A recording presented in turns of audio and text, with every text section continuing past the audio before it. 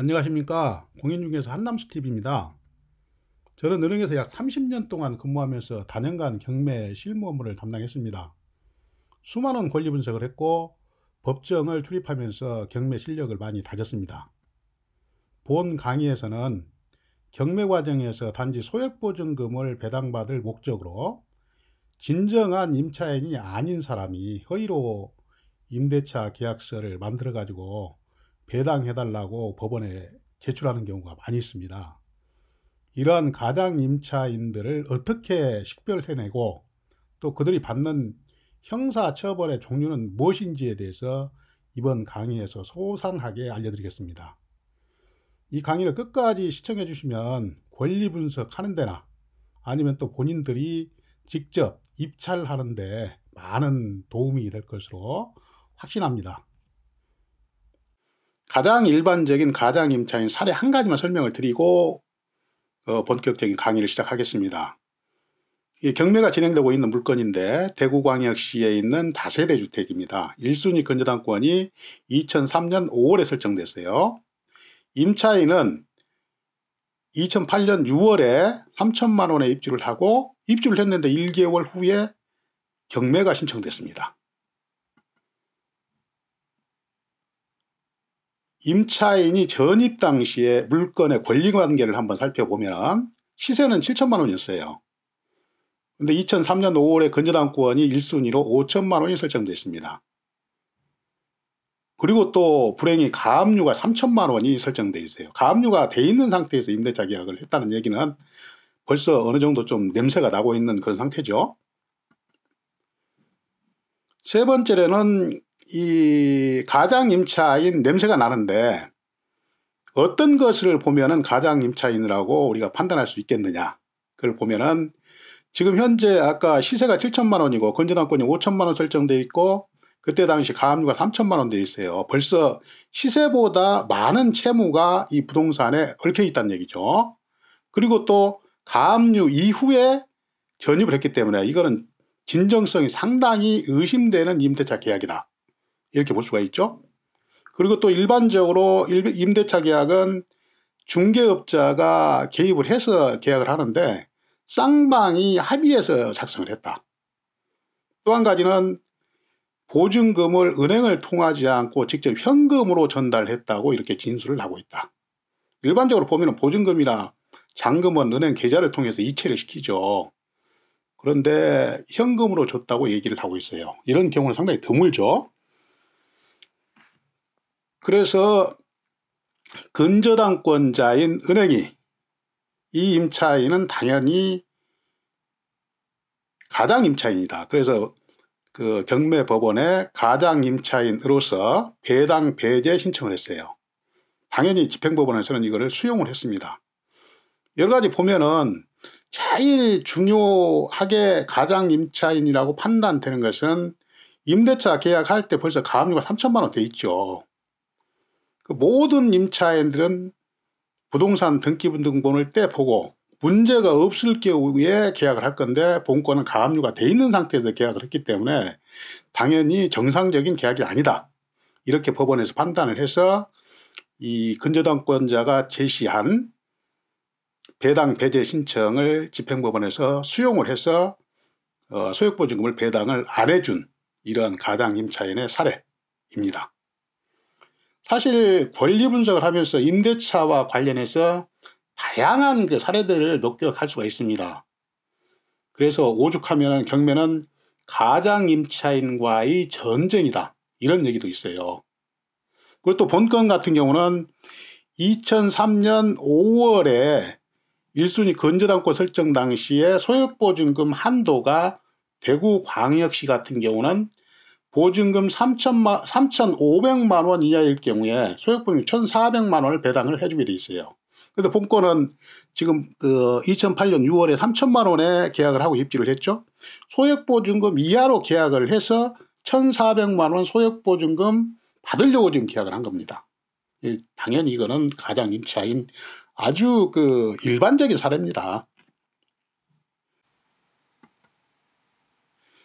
가장 임차인을 식별하는 방법을 한 5가지 정도로 나눠 가지고 정밀하게 한번 분석을 해보겠습니다.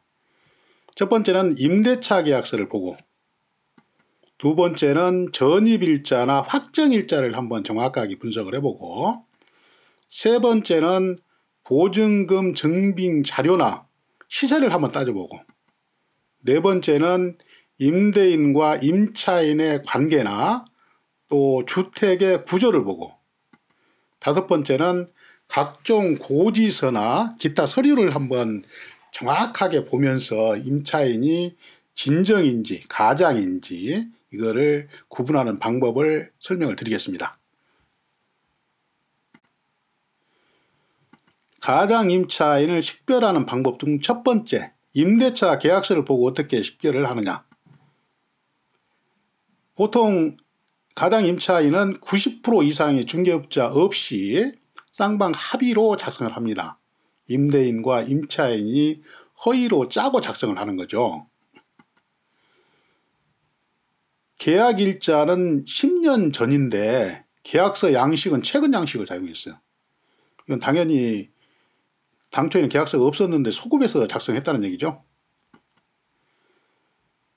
중개업자의 인감이 계약서 작성 이후에 관할관청에 등록이 돼 있다. 계약서 작성할 때는 인감이 없었는데 그 이후에 등록된 인감을 찍어가지고 계약서를 작성했어요. 당연히 소급해서 작성했다는 얘기죠. 없었는데. 계약일자는 10년 전에 계약을 했는데 핸드폰 번호는 010, 최근 번호로 기재를 했어요. 이것도 당연히 당초에는 없었던 임대차 계약서를 소급해서 가짜로 작성을 했다는 얘기입니다. 두 번째, 전입일자와 확정일자를 보고 어떻게 가장이라고 판단할 수 있는가. 우선 경매 개시결정 기입등기나 가압류등기가 돼 있는데 전입을 했다. 100% 이런 경우는 가장 임차인입니다. 시작할 때 예로 들었던 사례 문제죠. 거액의 보증금을 지급하고 임대차 계약을 체결을 하는데 부동산 등기부등본을 떼보지 않고 계약했다는 얘기죠. 당연히 이거는 가장 임차인입니다. 다음으로 전입신고와 임대차 계약일자가 상당한 차이가 나는 경우, 임대차 계약을 했으면 당연히 전입신고를 하고 주택인도를 받아야 보증금을 배당받을 수가 있는데 그렇지 않다는 얘기는 경매가 진행되려고 하니까 허위로 임대차 계약서를 작성을 하고 전입신고를 했다는 얘기죠. 다음으로는 보증금이 고액인데 확정일자를 늦게 받았어요. 경매 개시결정 전후에 확정일자를 받았다는 얘기는 마찬가지로 냄새가 굉장히 많이 나는 경우입니다. 마지막으로 보증금이 소액일 경우 확정일자를 안 받는 경우도 있어요. 물론 그럴 수도 있겠죠. 소액보증금에 해당이 되면 안 받을 수 있겠지만 임차인 입장에서는 어쨌든 임대차 계약을 체결을 했으면 전입신고를 하고 확정일자를 받는 게 맞습니다. 그런데도 그렇지 않았다는 얘기는 사후에, 그러니까 문제가 생길 때 보증금을 주지도 않고 임대차 계약을 체결을 하고 소액보증금을 받을 목적으로 이제 계약을 체결했다는 얘기입니다. 세 번째로 보증금이 오간 증빙 자료나 시세를 보고 가장이라고 판단할 수가 있는 경우가 있습니다. 우선 보증금이 오간 증빙 자료가 없어요. 온라인 송금 영수증이나 또 입금증 이런 게 전혀 없고, 이게 물어보면은 현금으로 오갔다 이렇게 답변하는 경우가 있습니다. 상식이 안 맞죠. 그 거금을 어떻게 현금으로 찾아서 주고 받고 그러겠습니까? 다 이체를 시키는 거죠. 보통 인도명령이나 명도소송 시에 대부분 이런 자료를 제시하지 못합니다. 임차인들이. 다음으로는 보증금이 당시의 시세와 맞지 않는 경우도 있어요.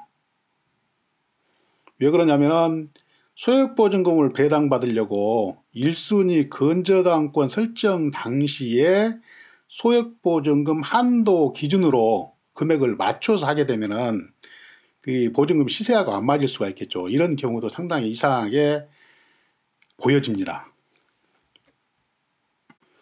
네 번째로는 임대인과 임차인의 관계나 주택의 구조로 봤을 때 도저히 임대차 관계가 성립할 수 없는데 계약서를 만들어 가지고 배당 요구를 하는 경우가 있습니다. 예를 들면 부부, 또 부모와 자식 관계, 형제, 동서, 친인척 이런 경우에도 배당 요구를 하는 경우가 있어요. 두 번째로는 사위집의 장모가 전세 사는 경우 없겠죠. 세 번째로는 사장과 종업원과의 임대차 관계 이런 경우는 가끔 볼 수가 있습니다.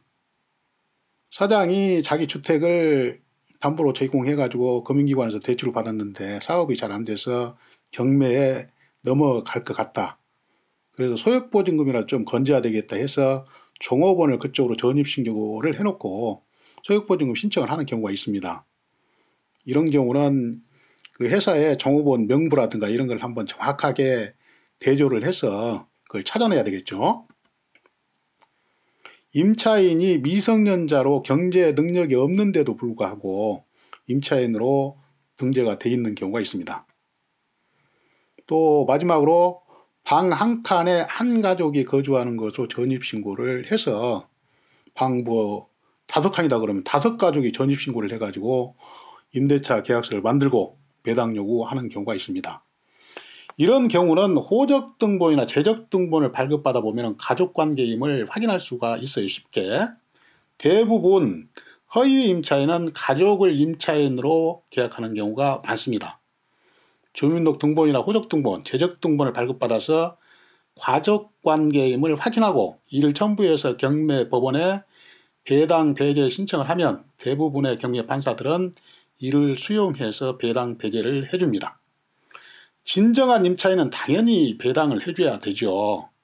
그렇지만 가장 임차인은 단호하게 배제를 해야 됩니다. 우리 사회에 정의가 살아있다는 것을 보여줘야 되겠죠. 다섯 번째로 각종 고지서나 기타 서류를 보고 어떻게 가장이라고 판단할 수 있는지, 관리비, 도시가스, 전기요금, 신문대금, 우편물 등 각종 고지서가 누구 명의로 발급되어 오는지를 확인해 보면 가장인지 아닌지를 쉽게 판단할 수가 있습니다. 임차인 명의로 발급돼서 와야 되는데 그렇지 않은 경우는 임차인이 거기에 살고 있지 않다는 얘기죠.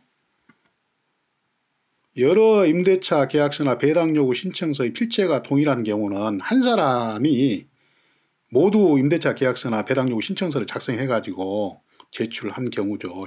실제로 거주를 안 하고 있는데도 불구하고 금융기관으로부터 무상거주 확인서나 배당 배제 신청서가 제출된 경우는 많은 경우에 가장 임차인으로 보면 됩니다. 금융기관에서 당초에 대출할 때 무상거주 확인서를 받고 담보 활용을 했고 또 가족임을 각종 서류로 입증을 해가지고 제출을 해주기 때문에 금융기관에서 배당 배제 신청을 하면 담당 판사가 많이 수용을 해줍니다.